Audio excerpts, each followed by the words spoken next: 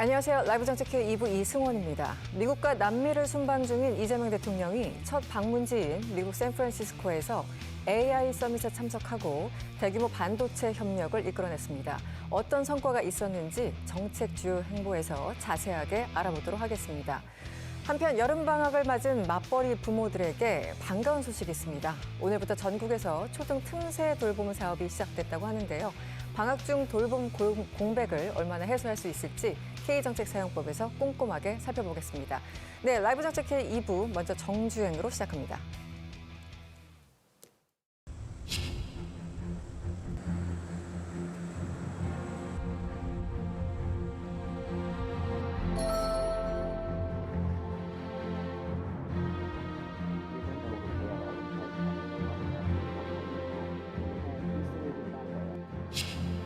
대한민국은 대체 불가의 글로벌 AI 협력 플랫폼으로 도약하게 될 것입니다.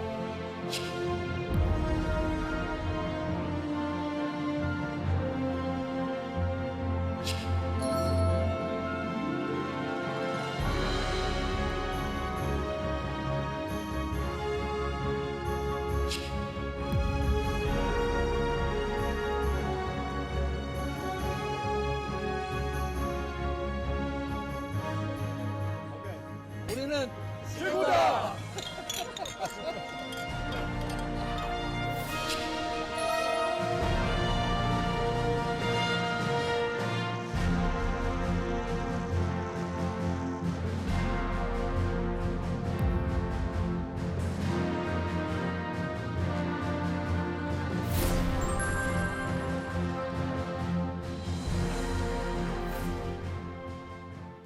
지금부터는 이재명 대통령의 행보부터 주요 정책에 대해서 자세하게 짚어보는 정책 주요 행보, 정주행 시작하겠습니다. 박진영 시사평론가 그리고 최영은 기자와 함께합니다. 어서 오세요. 안녕하세요. 네, 반갑습니다. 먼저 순방 내용 본격적으로 짚어보기 전에요. 오늘 오전에 있었던 수석 보좌관 회의 내용부터 간단하게 살펴보도록 하겠습니다. 이재명 대통령은 브라질 현지에서 화상으로 직접 민생 관련 국정 현안들을 챙겼죠. 영상으로 만나보겠습니다. 중동 지역 상황이 다시 불안정해지면서 국제 유가가 수렁이고 있습니다. 유가 변동성이 당분간 이어질 가능성이 큰 만큼 국내 물가에 미칠 영향을 최소화하기 위한 선제적 노력을 빠르게 기울여야 되겠습니다. 유가 불안이 확실하게 해소될 시점까지 석유 최고 가격제를 지속하고 기름뿐 아니라 다른 핵심 민생 품목들에 대해서도 매점 매석 담합행위 같은 사례가 발생하지 않도록 관계당국이 시장 교란행위 단속에 만전을 기해 주시기 바랍니다. 네, 최영 기자, 방금 보신 내용 외에도 오늘 회의에서 다양한 얘기들이 있었는데 일단 순방 중에 화상으로 회의를 열었다. 네. 이것도 이번이 또 처음은 아니지 않습니까? 그렇죠. 어떤 내용들이 좀 있었는지 소개해 주시죠. 화상 이 수보회의가 정례화되는 건 아닐지 좀 제가 다 걱정인데요. 그렇군요. 네, 네. 지난번에 G7 당시에도 이탈리아에서 한번 열려가지고 네. 청와대 직원들이 일요일 밤에 다 같이 소집되는 상황이 있었는데 이번에도 그랬죠. 모니터 앞에 모두 모였습니다. 네. 이 대통령이 이제 시차가 밤낮이 완전히 바뀌니까 참모들 참 힘들겠다 이렇게 격려를 하면서도 우리 국민 힘든 거에 비하면 아무것도 아니다 하면서 민생 챙겨야 한다고 강조를 했습니다. 네. 특히 중동 상황이 다시 좀 불안정해졌다 이렇게 진단을 하면서 국제 유가 출렁이고 있다. 이게 완전히 해소될 때까지 석유 최고 가격제 좀 지속하고 유류세 인하 정책도 계속 좀 봐라 이렇게 지시를 했습니다. 그리고 직전에 이제 샌프란시스코에서 AI 선언 다시 한번 언급을 하면서 네. 이번 성과가 우리 국민 삶의 실질적인 개선이 좀 될 수 있도록 후속 조치를 정부에서 좀 챙겨라 이렇게 당부하기도 했습니다. 네. 평론가님 어떻게 보였어요? 사실 몸이 10개라도 모자르다 이런 표현들이 나오고 실제 이재명 대통령은 언제 주무시나 이런 생각이 들 정도로 일에 굉장히 그냥 매진하시는 스타일이잖아요. 어떻게 보였습니까? 수보회의, 화상 수보회의? 대통령께서 공무원이 힘들어야 국민이 편안해진다. 그 말씀 자주 하셨는데요. 네. 본인이 제1호 공무원 아니겠습니까? 그렇죠. 네. 그래서 열심히 일하시는 것 같은데요. 아마 그 유가와 그에 따른 물가 그리고 부동산 문제 그렇죠. 그리고 주식 문제까지 대통령이 그 외국 순방하더라도 놓칠 수 없는 주제인 것 같아요. 네. 그래도 국민들이 가장 민감하게 생각하는 부분들이기 그렇죠. 때문에 네. 이 수석 보좌관 회의를 통해서 참모들의 의견을 모으고 또 이 수석 보좌관 회의에서 만들어진 내용들이 부처의 또 장관들과 협의하지 않을까 네네. 뭐 그런 기대가 듭니다. 네, 네. 아마도 대통령이 국내에 없더라도 국정을 어떻게 돌아가야 되는지 그 시스템을 새롭게 만드는 계기가 되지 않았나 그런 생각이 드네요. 네, 말 그대로 국정 운영에 어떤 공백이 없게 하겠다라는 의지 표현 같습니다. 네, 오늘 본격적인 이슈를 좀 짚어보도록 하겠습니다. 지난 24일부터 7박 10일간의 미국 중남미 순방 일정이 시작됐죠. 이재명 대통령 첫 순방지인 미국 샌프란시스코 일정을 마치고 지금은 브라질로 향한 그런 상황인데 이번에 일정 어떻게 진행됩니까? 네, 일단 우리 시간으로 아주 이른 새벽에 브라질리아 공항에 도착을 했습니다. 룰라 대통령 초청으로 이 대통령이 브라질 국빈 방문을 한 건데요. 이 브라질 방문은 처음이지만 룰라 대통령 벌써 여러 차례 만났었거든요. 지난 2월에 우리나라 또 국빈으로 방문을 하기도 했고 네. 지난달에 또 G7 다자 외교장에서도 만났어요. 이때 중계 화면에서 굉장히 오랜 시간 두 정상이 대화하는 모습 잡히기도 했거든요. 네. 네, 소년공 출신이라는 또 공통 분모도 있고 이렇게 여러 차례 만난 만큼 남다른 우정과 또 두터운 신뢰 관계를 가지고 있는데 이런 이 대통령을 룰라 대통령이 국빈으로 맞는 만큼 네. 성대한 환영식 준비가 됐었고 네. 화면에서 아까 잠시 나왔는데 C390 수송기 안에 대통령이 직접 들어가서 시찰을 하는 그런 장면 볼 수 있었는데요. 이게 네네. C390이 브라질 에서 제작한 대형 수송기예요. 근데 올해 12월에 1호기를 우리나라에 이제 한국 공군으로 들어오게 됩니다. 그렇군요. 네, 총 3호기까지 들어오게 되는데 이게 어떤 재원인지를 직접 현지에서 설명하는 그런 장면이 연출이 됐고요. 네. 네, 그리고 중간중간에 이것뿐만 아니라 이제 국빈 방문인 만큼 정산, 오찬, 만찬 등 그 국빈에 대한 예우를 다하는 성대한 그런 행사가 또 하나의 관전 포인트가 될 것 같습니다. 정열과 풍요의 나라 아니겠습니까? 네, 그래서 그렇죠. 좀 기대해 볼 만 하고요. 또 브라질에서 사흘간 머무는데 브라질리아에서 정상회담 예정돼 있고요. 또 상파울루로 이동을 해가지고 네. 경제 일정도 합니다. 세일즈 외교 일정을 하는데 비즈니스 라운드 테이블 참석하고요. 네. 이후에 또 연달아서 칠레와 아르헨티나 방문할 예정입니다. 네. 말씀하신 김에 칠레, 아르헨티나 일정도 함께 좀 소개해 주시죠. 네. 29일부터 칠레가 시작되는 것 같은데. 맞습니다. 그리고 네. 이어서 또 아르헨티나 하는데 7월 29일부터 30일. 30일까지 네. 칠레를 방문하고요. 정상회담 있고 여기서도 역시나 한국과 칠레 비즈니스 라운드 테이블 열리고요. 네. 이어서 또 아르헨티나 공식 방문하는데 7월 30일부터 8월 1일까지 정상회담과 또 우리 현지에 있는 동포들을 만나는 일정도 준비가 돼 있습니다. 네. 이어서 이제 독일은 동포 간담회만 이제 열리거든요. 그렇죠. 네, 우리 네. 동포들 만나고 귀국길에 오르는 일정 준비돼 있습니다. 네, 뭐 독일 총리와는 얼마 전에 만나셨으니까 맞습니다. 일단 동포 간담회 하고 기름 넣고 오는 그런 일정. 맞습니다. 네. 맞습니다. 네. 알겠습니다. 평론가님, 이재명 대통령 남미 순방은 이번에 처음이지 않습니까? 이제 지구를 한 바퀴 다 도는 그런 느낌이에요. 이 경제나 자원 분야에서 협력할 일이 굉장히 많을 것 같은데 어떤 성과가 좀 있을까요?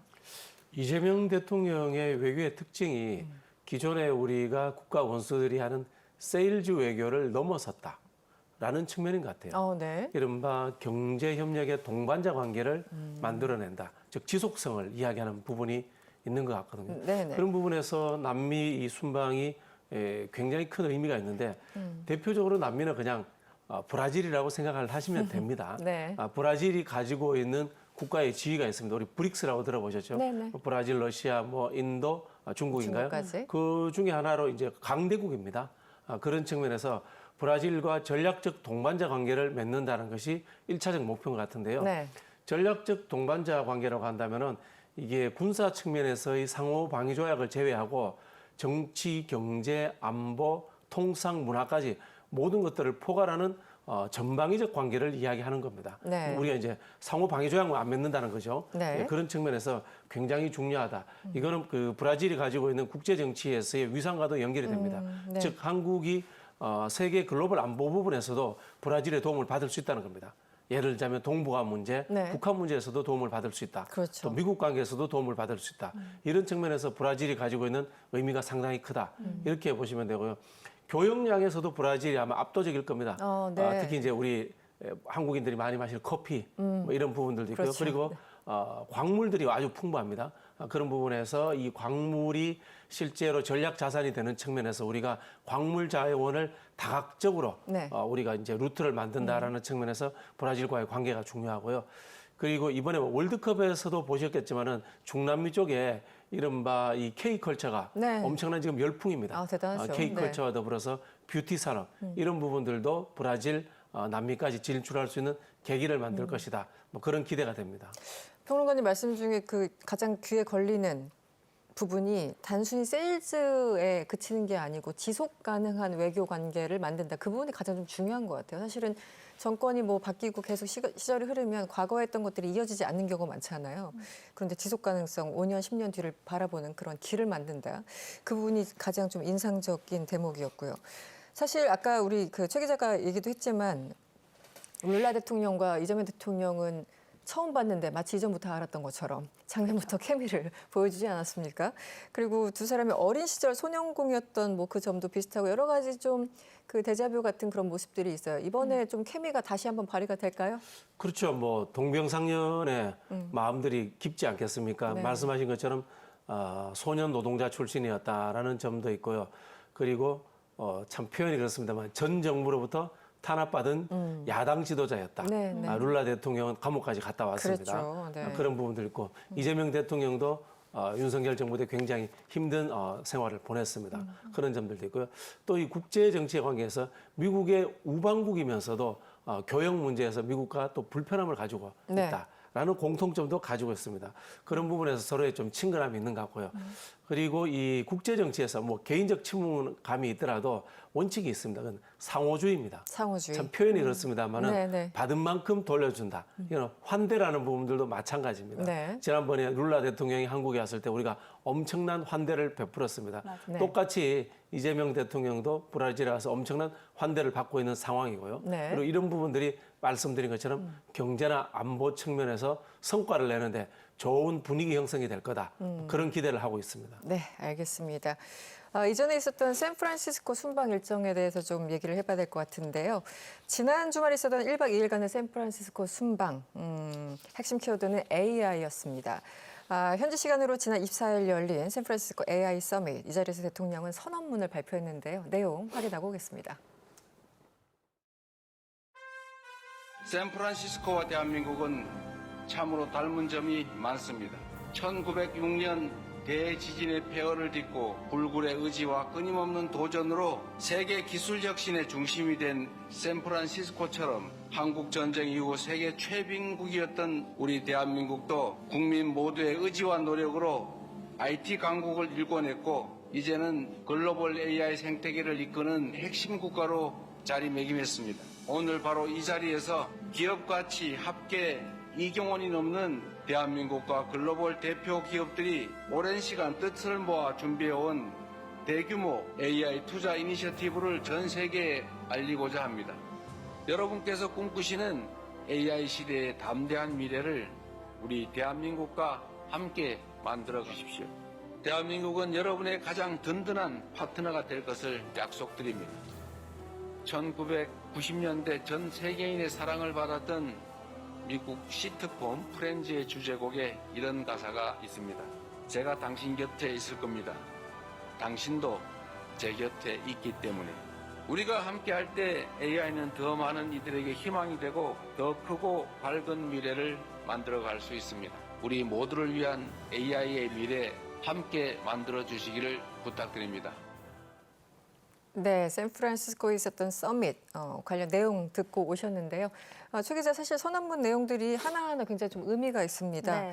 그리고 과거에 이제 젠슨 황 CEO도 그렇고 알트만도 그렇고 한국에 왔을 때 네. 대통령과 뭐 차담을 한다던가 잠시 환담을 한다던가 이런 게 있었기 때문에 그런 장면들이 이제 약간 익숙해지긴 했어요. 맞아요. 네. 하지만 이번에 그 연장선상에서 확대된 어떤 느낌? 훨씬 스케일이 더 다르죠. 네, 예. 심화된 느낌이 있어서 네. 사진과 그 내용들을 보고서 놀라시는 분들이 상당히 있는데 구체적인 내용 좀 설명 부탁드립니다. 네, 말씀하신 것처럼 이제 1대1로 이렇게 만난 적은 있지만 이렇게 한 자리에 이경 가치 기업들이 한 자리에 모인 거는 엄청난 일입니다. 네. 살면서 경이라는 단위를 잘 써보지 못했는데 개념이 사실은 별로 없죠. 예, 네. 이경 다 모으면 이 네. 기업 가치가 이경에 달한다고 합니다. 그렇죠. 이름만 대면 아는 뭐 젠슨 황 엔비디아 대표, 오픈 AI 샘 알트먼, 네. 뭐 엔트로픽의 다리오 아무데이 뭐 이런 글로벌 빅테크 기업 CEO들은 물론 또 우리 이재용 삼성전자 회장, 최태원 SK그룹 회장, 또 정의선 현대차그룹 회장, 또 이혜진 네이버 의장 이렇게 네네. 다 모였고요. 좀 뒷얘기긴 한데 뭐 상황을 좀 사전에 제가 좀 취재를 해봤었는데 네. 그때만 해도 어떤 상황이었냐면 이 엔트로픽과 오픈 AI는 알아주는 라이벌 관계라고 합니다. 네. 네. 네. 그래서 사실 이렇게 한 자리에 모으는 게 과기부나 뭐 이제 정부 부처에서 이건 어려울 거다. 예, 이렇게 했는데 뭐 이게 제 생각이기도 하고 아마 맞을 텐데 아마 이 대표들도 이렇게 뭐 정말 내로라는 기업들이 한 자리에 모이는 이 자리를 네. 포기할 수가 없었던 것 같습니다. 그렇죠. 네. 아무리 불편해도 이런 자리는 나가야죠. 네. 그래서 이렇게 한 자리에 온 것 같고요. 네. 이걸 사실 뭐 미국의 트럼프 대통령도 하고 싶어도 못하는 그런 자리가 아니었을까요? 그리고 네네. 각국 정상들도 세계 다른 정상들도 뭐 상상도 못하는 일이었을 텐데 이재명 대통령을 아마 세계 다른 정상들이 좀 네. 부러워하지 않았을까 이날 그런 생각이 들었고요. 이 자리에서 이 대통령 아까 말씀하신 것처럼 샘플한 AI 선언을 했습니다. 네. 핵심 내용은 우리 대한민국이 AI 공급망 핵심 국가가 되겠다. 우리가 세계 AI의 허브가 되겠다. 믿고 따라와달라. 뭐 이런 게 핵심 내용이었어요. 지난달 우리 서남권 등에 이제 4,700조 규모 대규모 그 투자 계획을 발표한 점을 소개하면서 이제 네. 이 이경 글로벌 기업과 함께 이 과정 함께 하겠다. 네. 인공지능 황금 시대의 초입에서 뭐 적극적으로 협력하자 이런 내용을 발표를 했습니다. 네. 그렇게 되면 결코 실망하지 않을 거다라는 말도 있지 않았습니다. 네. 사실 작년에 있었던 유엔에서 이제 대통령이 회의를 진행하면서 그때도 인공지능에 대해서 이제 스피치도 하고 회의도 하고 하지 않았습니까? 일종의 AI 전도사가 된 그런 느낌도 있습니다. 그런데 이번 그 서밋을 통해서 이게 확실하게 각인됐다는 느낌이 있어요. 이번 회의 어떻게 보셨습니까? 제가 앞서도 말씀드린 것처럼 이 세일즈가 아니라 지속적인 협력 관계다라는 말씀을 드렸는데요.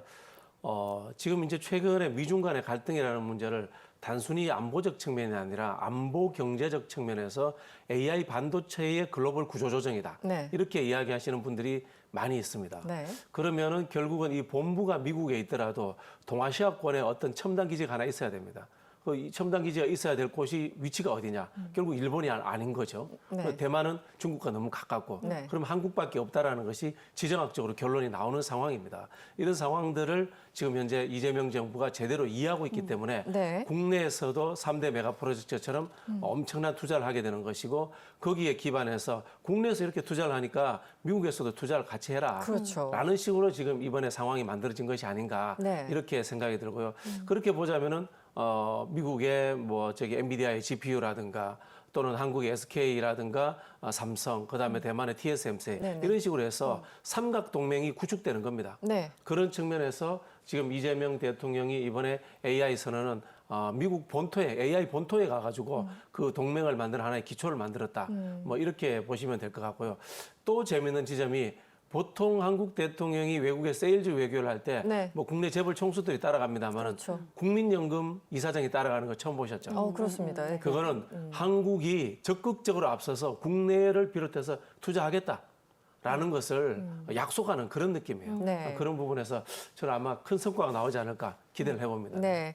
뒤에 뭐 얘기할 시간이 있을지 모르겠습니다만 MOU 그 사인을 하고 어쨌든 앞으로 우리가 이만큼 투자할 테니까 당신들도 우리에게 투자를 해달라 뭐 이런 맞습니다. 맥락이었던 것 같습니다. 최 기자, 이번 그 서밋 직전에 글로벌 AI 기업 그 CEO들을 같이 만나기도 했지만 그 전에 1대1로 맞아요. 만난 그런 네. 장면들도 있었는데 어떤 분들 만났습니까? 네, 아까 말씀하신 것처럼 뭐 젠슨 황, 뭐 샘 올트먼 이미 이제 국내에서 한번 만난 구면이죠. 네, 한 번 더 만났습니다. 그래서 굉장히 또 화기애애한 분위기가 연출됐다고 하고요. 네. 이 대통령 이제 이들 대표들에게 여러분 덕분에 이 경제 성장률 크게 올랐고 뭐 수십 년 만에 최고 실적 났다. 여러 차례 감사 인사 전했다고 합니다. 네. 그리고 앞으로도 우리 산업 생태계 좀 책임져 달라. 발전을 위해서 많은 기여해 달라 이렇게 당부하기도 했다고 하고요. 네. 젠슨 황은 이 자리에서 또 우리 SK에다가 뭐 5천억 달러 비즈니스 파트너십 맺을 거다. 네, 이렇게 네. 대통령한테 직접 소개하기도 하고 뿐만 아니라 뭐 네이버에도 대규모 투자할 거다. 그리고 LG랑 발전 시스템 같이 협력할 거다. 현대차랑 파트너십 맺을 거다 하면서 구체적으로 네. 앞으로 어떻게 엔비디아가 우리 기업들과 협력을 할 건지를 대통령한테 또 소개를 하기도 했다고 하고요. 네. 나머지 기업들도 우리 기업들과의 협력 너무 기대된다. 대한민국과의 이제 앞으로 나갈 길 기대된다는 내용을 전했어요. 이 대통령이 SNS를 통해서 이 네 명의 대표 모두 대한민국을 중요한 협력 파트너로 바라보고 있다는 점이 굉장히 인상 깊었다라고 직접 소개를 했습니다. 네. 그러면서 이제 우리가 가진 세계 최고 수준의 반도체 경쟁력과 또 우수한 인재, 또 높은 기술 수용성을 그거에 대한 두터운 신뢰를 이들 파트너사들이 보여준 게 아닐까라고 생각한다고 직접 소감을 전하기도 했습니다. 네. 네. 사실 그 3대 메가 프로젝트 발표했을 때 이게 너무 장기적인 과제고 또 어마어마한 숫자들이 나오니까 이게 과연 그 실행 가능할 것인가 일부에서 회의적인 시각 혹은 의심한 시각도 있었잖아요. 그런데 이번에 샌프란시스코에서 이 서밋을 통해서 뭔가 이게 다지는 그런 계기가 된 것 같거든요. 어떻게 보셨어요? 그렇죠. 그 국내에서의 3대 프로젝트, 메가 프로젝트와 AI 이번에 이제 샌프란시스코의 서밋이 다 연동되어 있는 겁니다. 연결되는. 연동되어 있고 제가 봤을 때는 이미 그 국내에서 그 3대 메가 프로젝트 발표할 때 이 부분을 준비를 같이 하고 있었던 것 같아요. 네네. 그러다 보니까 이게 순조롭게 이어지지 않나라는 네. 생각이 들고요. 결국은 앞서 말씀드린 것처럼 이 국내 경제라는 것이 외국의 이 산업 구조 조정과 그대로 연결되어 간다라는 네. 것을 우리가 이해할 수밖에 없는 거죠. 실제로 뭐 한국이 아무리 투자를 하더라도 그게 시장이 형성되지 않으면 과잉 투자가 되는 것 아니겠습니까? 그렇죠. 네. 그렇다면은 투자와 시장 개척은 동시에 이루어진다. 라는 부분들 그리고 그 투자라는 것이 국내 투자만이 있는 것이 아니고 해외 투자까지 상호 침투가 되어야지만이 네네. 외국 기업들도 단순히 팔아먹는 것이 아니라 국내 회사의 지분도 가지게 되는 것이고 우리도 외국 회사의 지분을 가지고 가야 되는 것이고 이렇게 해서 서로가 끊어낼 수 없는 관계를 만들어가는 거죠. 네네. 그래서 이재명 대통령이 식사하면서 우리는 식구다라고 그렇죠. 하지 않았나 그렇게 해석이 됩니다. 네, 저희 영상 마침 준비가 됐을 것 같은데요. 네, 서울에서 이뤄진 젠슨 황과 우리 기업 CEO들의 치맥 깐부 회동이 상당히 화제였었죠. 이번 샌프란시스코에서도 재현됐습니다. 영상 보고 돌아오겠습니다.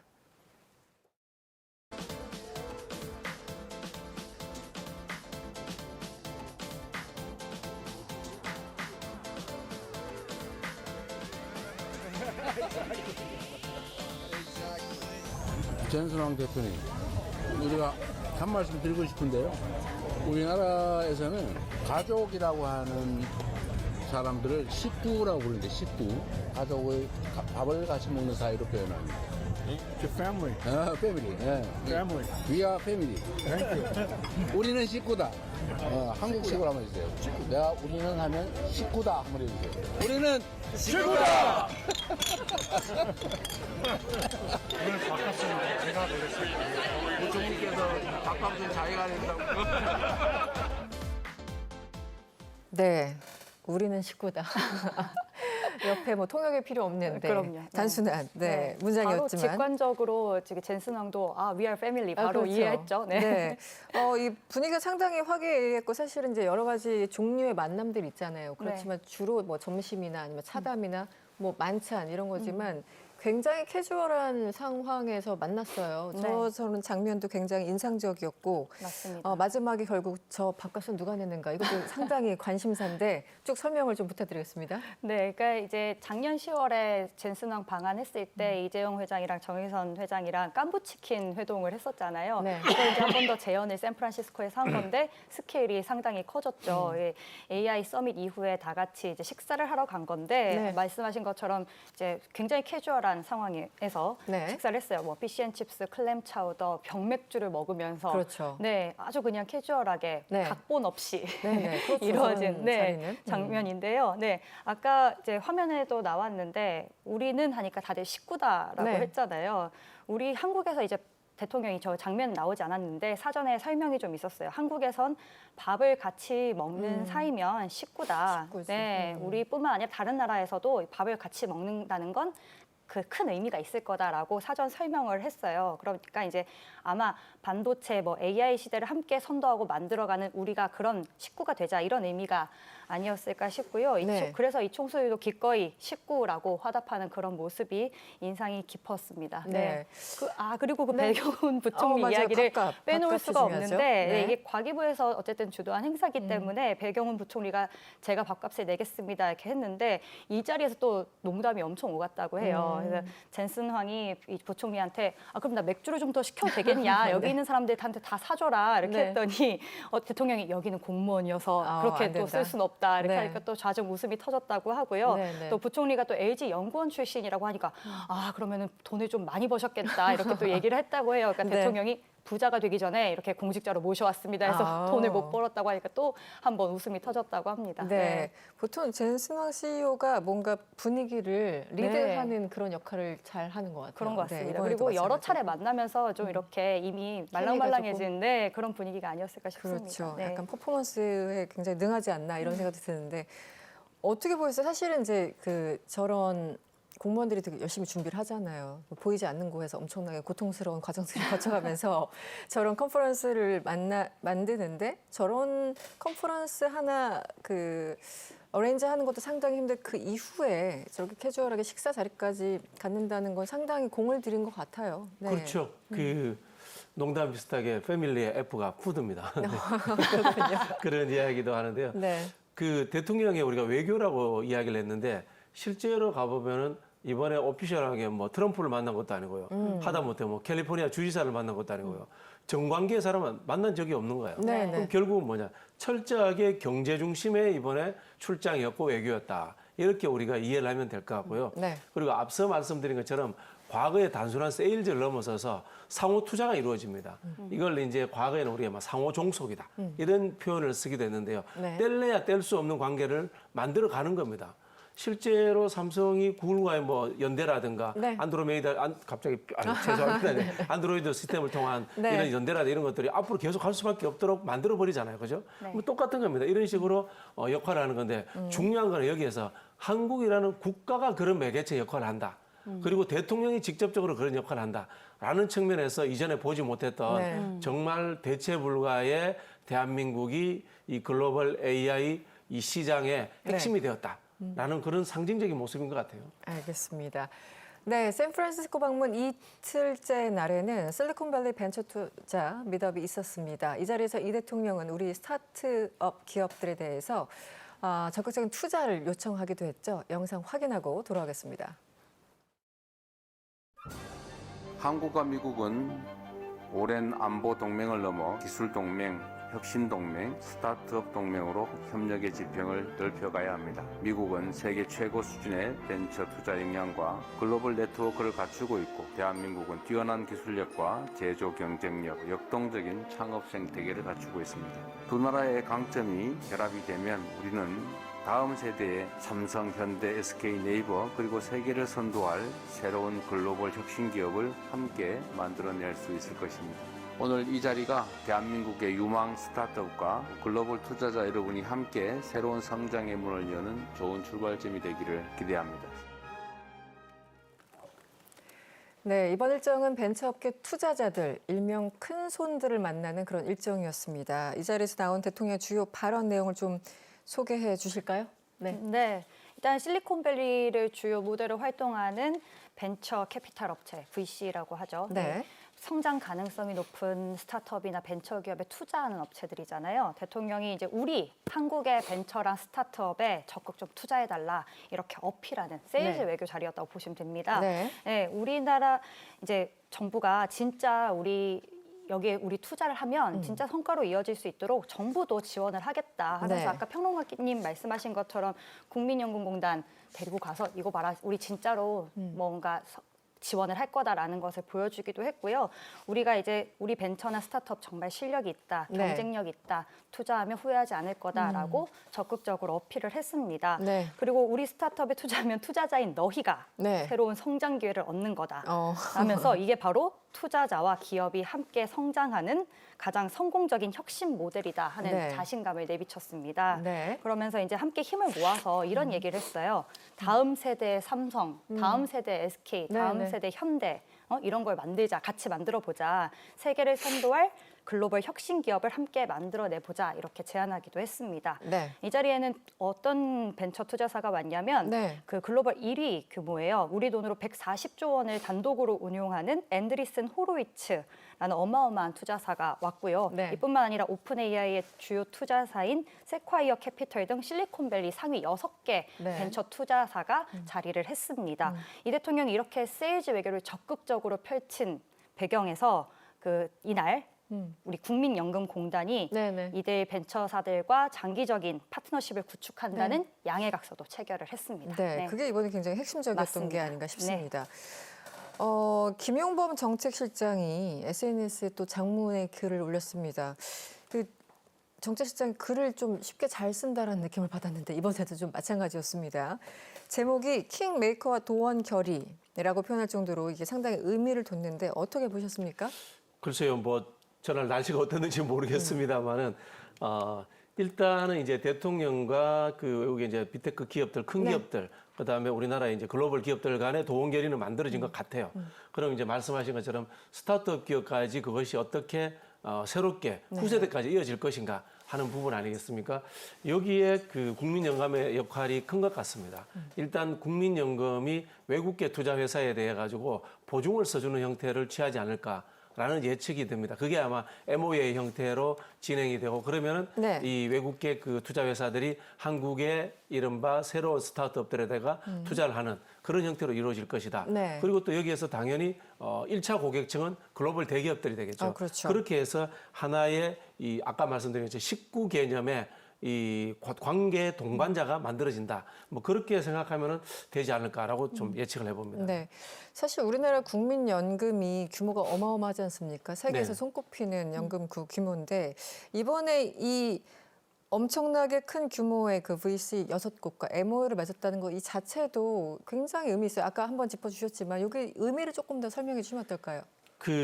우리 IMF라든가 세계은행 총재가 한국에 오면은 꼭 만나는 사람이 국민연금공단 이사장이에요. 우리가 아시겠지만 삼성전자의 가장 큰 주주도 네, 제가 네. 알기로는 국민연금으로 알고 있거든요. 네. 그만큼 재정 여력이 탁월하다는 겁니다. 그리고 최근에 국민연금이 전주에 있는데 6개 우리나라의 금융지수 회사들이 또 전주라든가 전북 쪽으로 이전을 하게 됐습니다.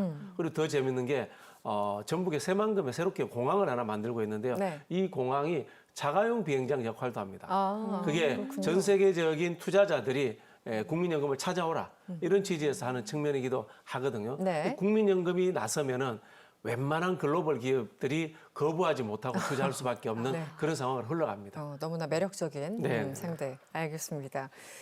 이재명 대통령 샌프란시스코 일정 중에 현지 시민들을 직접 만났는데요.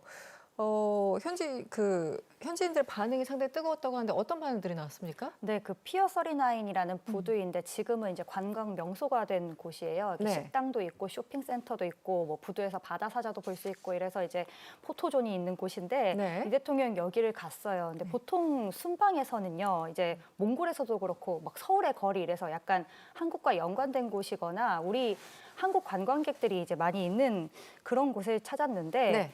이번에는 이제 정말 그냥 글로벌 관광 명소를 간 거잖아요. 그렇죠. 네, 한국인들보다는 이렇게 사진에서 보시다시피 이제 외국인들, 아예 외국인 관광객 혹은 현지인들이 이제 많이 있는 곳인데 네, 한국 사람들보다 거기 현지인들 말 그대로 예, 한국 예, 관광객들. 맞습니다. 네. 근데 현지인들이 미스터 프레지던트 하면서 이제 알아봤다는 거예요, 대통령을. 그러면서 네. 이게 이제 다른 나라 정상인데도 이게 네. 친근함을 표현하면서 아니 우리 딸이 한국으로 유학 가고 싶어 한다 이런 이야기를 할 정도로 네. 대통령한테 좀 친숙함을 보였고 이런 것들이 좀 이렇게 고무적이지 않을까. 네. 사실 다른 나라 대통령이면 좀 관심이 없거나 그렇죠. 혹은 모를 수도 있는데 이 그럼요. 대통령을 이렇게 세계 시민들이 알아봤다는 그 장면에서 좀 전 인상 깊었다고 봅니다. 네. 제가 워낙 유명한 관광 명소기도 하지만 제가 몇 년 전에 그 두바이 갔을 때 네.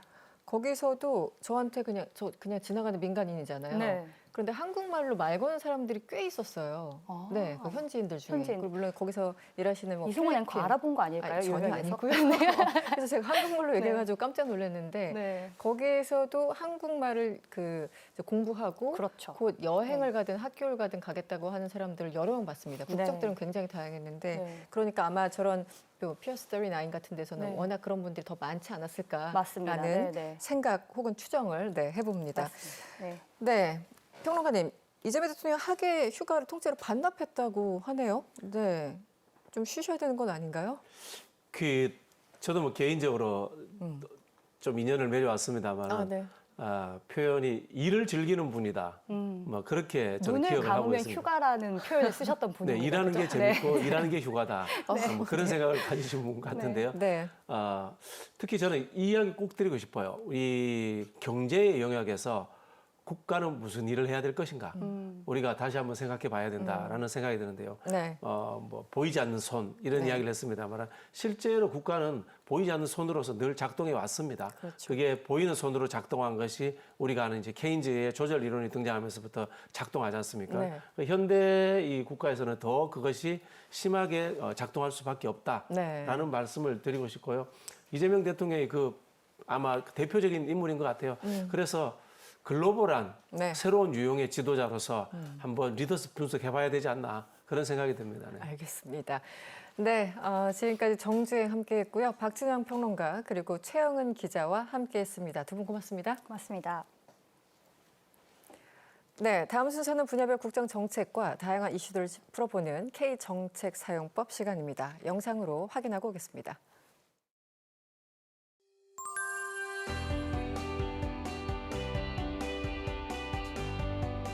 이 맞벌이 한부모 가정들은 방학 중 점심 식사에 대한 걱정이 크실 것으로 예상됩니다.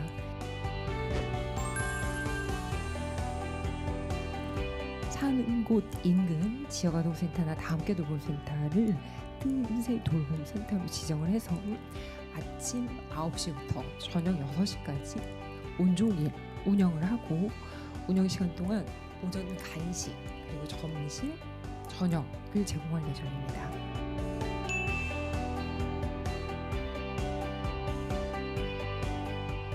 이용 요금은 주당 10,000원이고 기초수급자 차상위들은 계층은 무료입니다.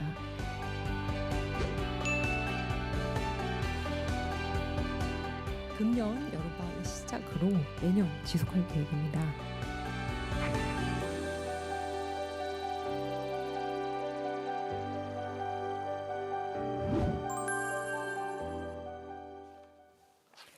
아이들은 행복한데 부모님들은 조금 괴롭다는 그런 방학이 시작됐습니다.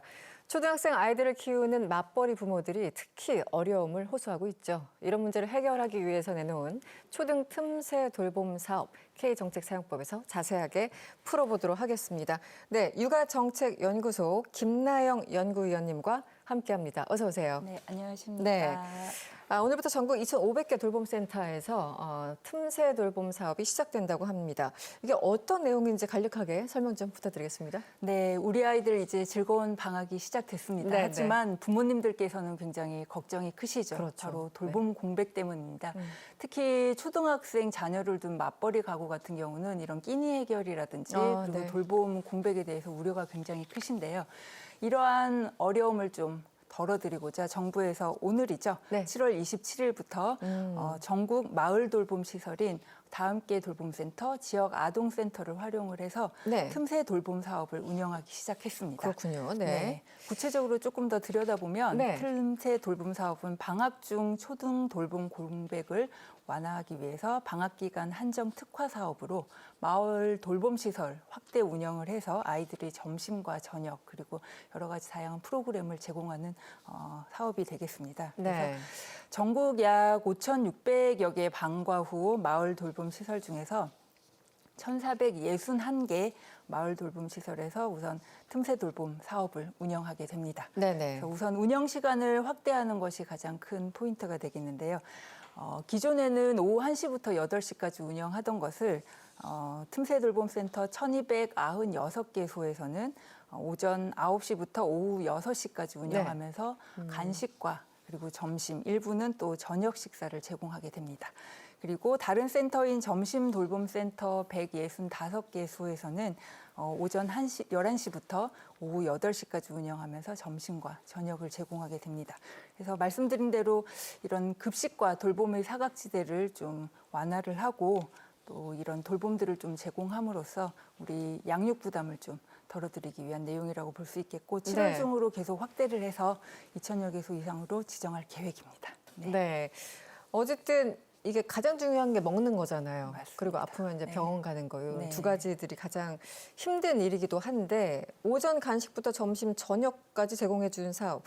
이게 어찌됐든 모든 부모님들에게도 다 도움이 되겠지만 특히 맞벌이 부모님들에게는 아주 가시적인 뭔가 효과가 있을 것 같아요. 네, 맞습니다. 네. 저희도 예상하기로는 많은 도움이 될 것으로 이제 예상을 하고 있는 게 앞서 간략히 말씀드린 대로 초등학생 자녀를 둔 맞벌이 부부 같은 경우에는 가장 기본적인 아이들의 식사가 굉장히 걱정이 됩니다. 네. 그리고 오후에 또 활동들이 이제 우려가 많이 되는 상황인데 기본적으로 이런 점심 식사가 제공되고 또 다양한 프로그램들을 또 이용할 수 있게 되기 때문에 사실 기본적인 어떤 돌봄이 제공될 수 있어서 양육 부담을 좀 완화할 수 있을 것으로 기대하고 있습니다. 네.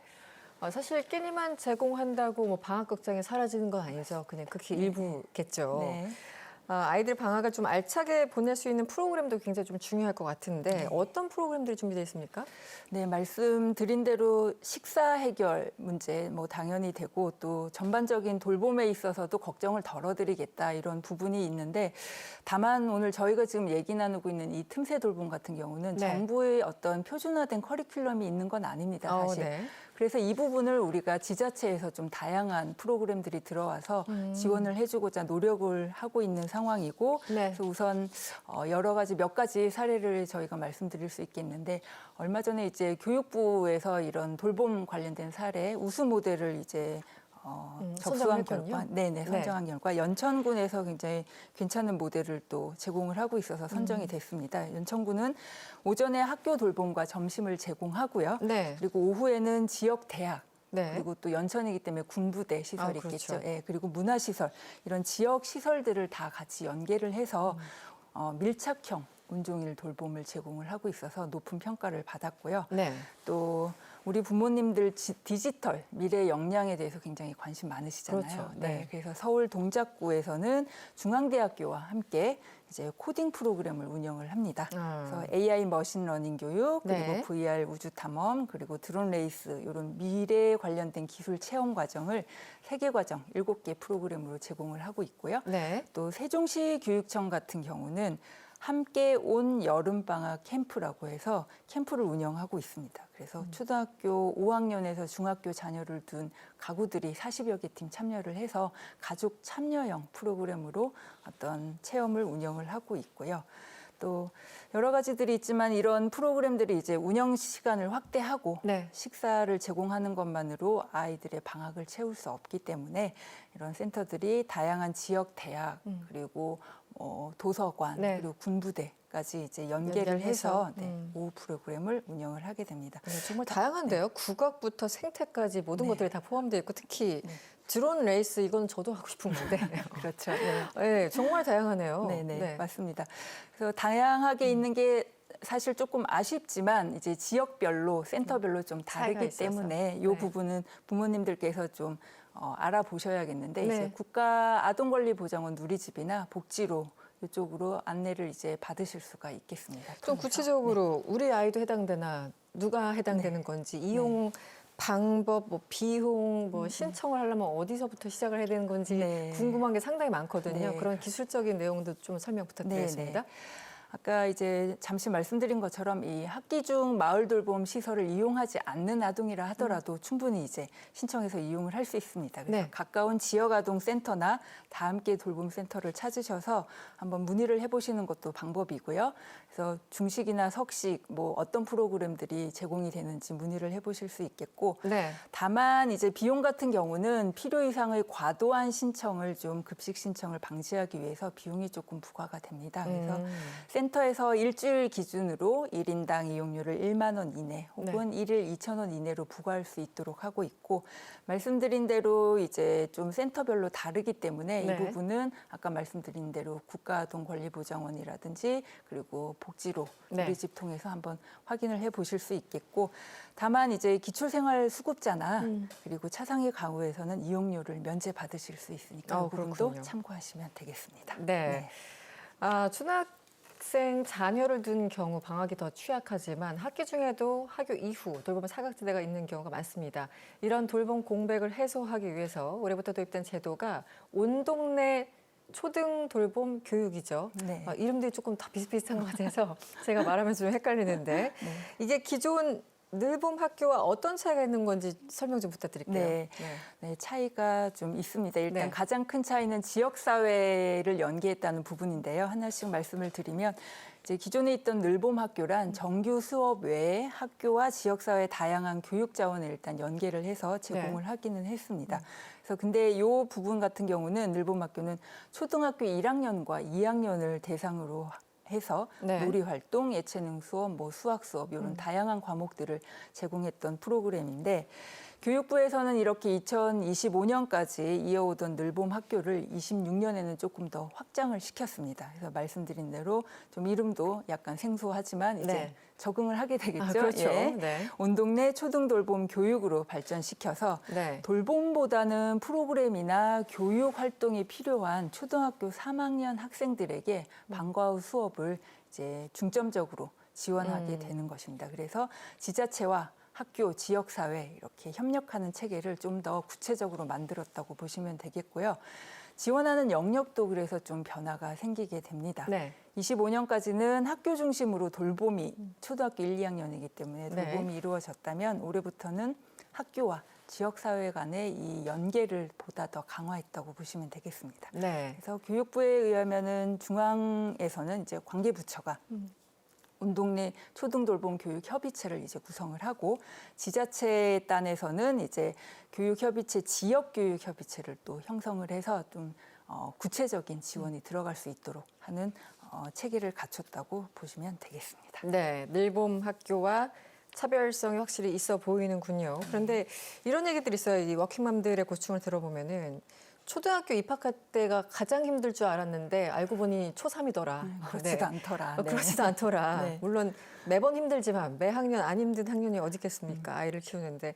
그런데 이 3학년이 더 어렵다. 이 이야기가 왜 나오는 걸까요? 네, 그 말은 사실 돌봄 절벽이다 이런 말이 나올 정도로 초등학교 1, 2학년은 앞서 말씀드린 대로 늘봄 학교라는 지원이 이제 들어가고 있었기 네네. 때문에 그래도 좀 지원을 받는 느낌이 있다가 초3이 되면 이 지원이 뚝 갑자기 끊기는 뚝. 상황이 발생하기 때문에 네. 정부도 이 문제를 인식을 하고 있었던 거죠. 그래서 25년까지는 돌봄 교실이나 늘봄 학교 지원으로 초등학교 1, 2학년, 저학년을 중심으로 지원에 초점을 맞췄었다면 26년에는 이제 초등학교 3학년 학생들에 대한 지원을 대폭 확대를 하게 됩니다. 그래서 네. 온 동네 초등 돌봄 교육 프로그램을 보시게 되면은 기존의 늘봄 학교는 유지를 하면서 돌봄보다는 프로그램 및 교육 수요가 앞서 말씀드린 대로 큰 초등학교 3학년들에게 방과 후 교육 참여를 중점 지원하고자 했습니다. 그래서 네. 희망하는 학생들에게 연 50만 원의 방과 후 프로그램 선택권을 제공하게 되는 거죠.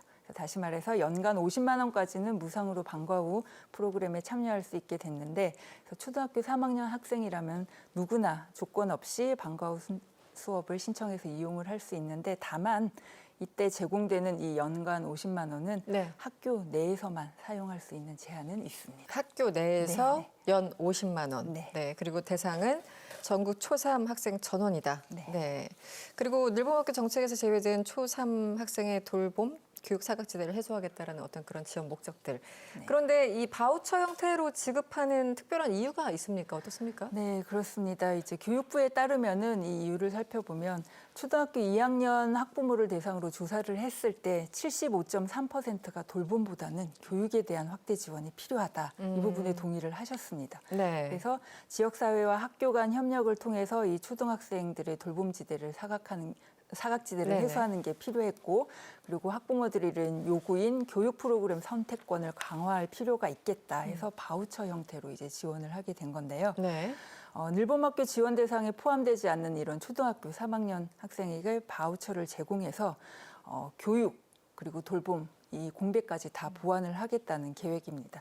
또 초등학교 2학년까지 받던 무상 돌봄 혜택이 이 3학년 때부터 말씀드린 대로 끊기는 이 부분에 있어서 학부모님들의 부담을 완화하겠다. 그래서 방과 후 프로그램 이용권을 선택을 좀 넓히기 위해서 이 바우처를 이용을 하게 된 거죠. 그래서 기존처럼 1, 2학년들은 무상 프로그램을 유지하되 3학년 같은 경우는 획일적인 돌봄이나 교육 프로그램을 제공하기보다는 학생과 학부모가 원하는 프로그램을 선택해서 이용할 수 있도록 지원하고자 하는 데 목적이 있다고 네. 보시면 되겠습니다. 지금 연구위원님이시잖아요. 네. 그 이름, 이 네이밍이 중요한데 네. 이렇게 좀 헷갈리는 단어와 개념들 네. 뭔가 그 교육부에 제안을 하실 생각은 없습니까? 이름 좀 뭐, 바꿔달라고? 네, 하실 수 있겠죠? 네, 네. 해보도록 위원님처럼 하겠습니다. 이제 그 전문가들이 좀 해야 되는데 네, 네, 제가 이 맞습니다. 말씀을 왜 드리냐 네. 하면 돌봄, 늘봄, 방과 후, 온 동네 초등 돌봄까지 이게 직관적으로 귀에 딱 꽂히지가 않아요. 네, 네. 네. 첫 번째, 두 번째까지는 알아듣겠는데 그 많아지면서 직관적으로 느껴지지가 않습니다. 네, 네. 네. 일단 차이를 네. 다시 한번 좀 정리를 네, 해주시죠. 알겠습니다. 네. 말씀드린 대로 이제 기존의 앞단들의 제목은 굉장히 직관적인데 이제 학부모들의 이런 어떤 양육 형태가 변하고 또 수요가 달라지면서 네, 네. 이것들을 계속해서 세분화해서 우리가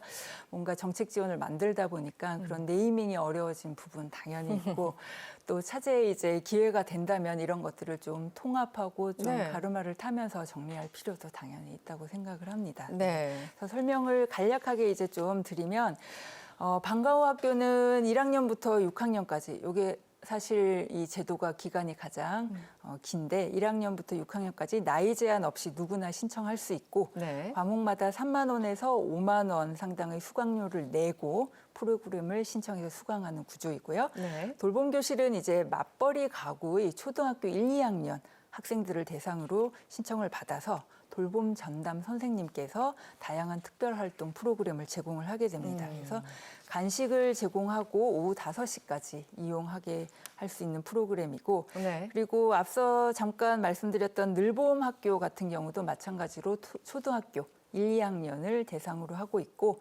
놀이활동, 예체능, 수학, 뭐 다양한 과목의 수업들을 받을 수 있는 구조로 운영이 되고 있습니다. 그리고 이제 마지막으로 이제 올해부터 시행하게 되는 온 동네 초등 돌봄 교육은 말씀드린 대로 2학년까지 지원 대상이 한정돼 있던 것을 3학년으로 확대 개편한 것으로 볼 수 있고 그리고 말씀드린 대로 지역사회의 교육 자원을 활용하고자 한 거에 가장 큰 특징이 있다고 볼 수 있겠습니다. 네. 과거에 비해서 돌봄 제도가 좋아졌고 뭐 다양한 프로그램도 많아졌다고 지금 설명을 쭉 해주셨습니다. 네. 그럼에도 불구하고 이 학교나 지자체 프로그램을 이용하시지 않는 분들이 있는데 이유가 그 소위 말하는 학습 격차라고 하는데 일단 이게 맞습니까? 네, 네네. 그렇습니다. 그래서 네네. 아무래도 이제 아이들마다 이게 편차가 또 있기도 하고 네네. 관심사도 다르고 하다 보니까 부모님들 입장에서 여러 가지 고민거리가 되겠죠. 보내놨는데 아이가 잘 적응할 수 있을까 뭐 이런 네네. 맥락이겠죠. 네. 이 사교육을 대신할 수 있는 프로그램 어쨌든 마련되면 훨씬 더 좋을 것 같은데요. 만족도가 높아질 것 같은데 모범이 될 만한 사례가 있습니까? 네, 사실 사교육에 대한 문제는 뭐 어제 오늘 논의된 바가 아니기 때문에 교육부처 당국에서도 상당히 계속 개선하려고 노력을 하고 있는 부분이고 네. 그런 부분, 그런 맥락에서 여러 가지 이제 프로그램들이 좀 제공은 되고 있습니다. 특히 지자체 단위에서 제공이 되고 있는데 서울특별시 같은 경우는 기존에 늘봄 학교에 있던 것들을 늘봄 플러스라고 해서 제공하는 부분이 있고요. 네. 서울시가 보유하고 있는 여러 공간이나 인력들, 자원들을 좀 제공을 해서 질 높은 초등교육을 좀 제공하자 하는 취지에서 하고 있고 그래서 키움센터, 박물관 그리고 학교 밖 여러 시설들을 활용을 하고 있습니다. 네. 그래서 또 다른 경우 예를 보게 되면 부천시 저희가 또 언급을 할 수 있겠습니다. 네네. 부천교육지원청에서 늘봄 지원센터를 운영할 때 이 목표를 아예 명시적으로 다양한 사교육 수요를 흡수 대체하고 사교육을 좀 경비를 가구들의 경비를 경감시키는데 좀 방점을 두겠다라고 설정을 해서 대학교와 지자체, 문화기관 연계한 프로그램들을 다양하게 제공을 하고 있습니다. 그리고 밀양시를 또 저희가 살펴볼 수 있는데 네. 밀양시에서는 아이 키움 배움터 사업이라는 거를 하고 있습니다. 그래서 거주 초등학생들을 대상으로 공공시설 특성에 적합한 문화예술, 체육 프로그램을 제공을 하고 있고 또 대전광역시는 과학 이런 관련된 것들의 네. 메카이기 때문에 네. 카이스트 국립중앙과학관 등을 연계한 여러 가지 AI나 로봇 관련 프로그램들, 과학 실습이라든지 학원 같은 곳에서는 제공할 수 없는 프로그램들을 다양하게 제공하고 있고 제주특별자치도 같은 경우는 지역 예술인들과 그리고 문화기관들을 굉장히 활발하게 활용을 해서 네. 오케스트라나 승마나 생태, 해양교육들 이런 다양한 프로그램들을 제공하고 있는 것으로 나타났습니다. 네, 네. 저학년 어린 아이들, 이제 고학년과 저학년이 어쨌든 또 차이가 있는데요. 지금 앞부분에서 이제 간식, 식사 이런 그 도움이 될 만한 부분들 설명을 해주셨고 또 프로그램도 다양하다라는 설명까지 해주셨는데 사실 또 통학 그 이동하는 게 굉장히 이슈지 않습니까? 네. 안전 문제도 네. 있고 해서 그런데 뭐 일각에서는 지금 저학년 어린이들 경우 데려다 줄 보호자가 없는 경우 결국은 태권도 학원 그 차밖에 없다 이런 우픈 네. 얘기가 나오고 있습니다. 어떻게 네. 이 부분에서도 네, 네. 대안이 나왔습니까? 네, 이 부분 사실 굉장히 사각지대로 계속 남아있는 부분이 있지만 이번에 그래도 공식적으로 좀 짚어준 부분이 있습니다. 지적하신 부분 굉장히 해소하려고 노력을 하고 있는데 교육부는 기존 늘봄 학교를 온 동네 초등돌봄 교육으로 개편하면서 학교와 지역사회가 함께 이 사각지대를 해소하는 걸 목표로 삼으면서 이동이나 안전의 문제도 명시적으로 좀 언급을 했습니다. 그래서 학생들이 이 돌봄이나 교육 참여 후에 안전하게 귀가할 수 있도록 귀가 인력 지원을 좀 확충하겠다 하는 내용을 밝혔고요. 이를 위해서 보건복지부 이 사회 서비스 노인 일자리 사업과 연계하겠다 하는 네네. 방식을 밝혔습니다. 그래서 어린이 통학버스 운영 확대와 학교 밖의 안전사고 보상도 함께 확대 추진할 계획이 있습니다. 그래서 이런 또 중앙 정부 노력도 있고 지자체에서도 또 노력하는 부분이 있습니다. 서울시 같은 경우는 이제 중장년층의 인력을 활용하려는 이제 프로그램이 보이는데요. 늘봄 안전 지원단 네. 운영을 해서 이분들이 초등학교 늘봄 교실 아동 돌봄, 안전 관리 지원 그리고 아동 대상 생활 안전 지도까지 하게 함으로써 이 안전 부분에 대한 보강을 좀 노력을 하고 있다고 볼 수 있겠습니다. 네, 마지막으로 이 질문을 좀 드리겠습니다. 육아휴직 제도에 대해서 좀 여쭤보고 싶은데 최근에 육아휴직 제도가 조금 달라졌다고 합니다. 그리고 사실 이런 제도가 있으면 혜택 받으시는 분과 그렇지 않은 분들이 여전히 또 존재하기 때문에 다양한 이슈들이 있을 것 같아요. 그중에서도 단기 육아휴직 제도가 있다고 하는데 어떤 내용인지 좀 설명 부탁드릴게요. 네. 올해 8월 20일부터 시행되게 됩니다. 단기 육아휴직 제도인데 자녀의 질병 그리고 네. 기관의 휴원, 휴교 이런 상황이 발생했을 때 임신 중인 여성 근로자라든가 그리고 만 8세 이하 자녀를 양육하고 있는 분들은 휴직을 사용하실 수가 있습니다. 상황을 보면 휴원, 휴교, 방학 그리고 질병, 사고로 인한 입원, 감염병 등으로 인한 등원, 등교 중지 사유에 한해서 네. 연 1회 1주 또는 2주 정도 사용이 가능하고요. 네. 지금까지는 육아휴직을 30일 이상 써야지만 이 육아휴직 급여가 지급이 됐는데 네. 이 경우에도 육아휴직 급여를 이제 받을 수 있는 것으로 개선이 됐고 사용 기간은 전체 육아휴직 기간에서 차감이 되게 됩니다. 알겠습니다. 네, 오늘 말씀 여기서 정리를 해야 될 것 같습니다. 지금까지 육아정책연구소 김나영 연구위원과 함께했습니다. 오늘 고맙습니다. 네, 감사합니다. 네, 라이브 정책회 2부 오늘 저희들이 준비한 소식은 여기까지입니다. 저는 내일 오후 1시에 다시 인사드리도록 하겠습니다. 시청해 주신 여러분 고맙습니다.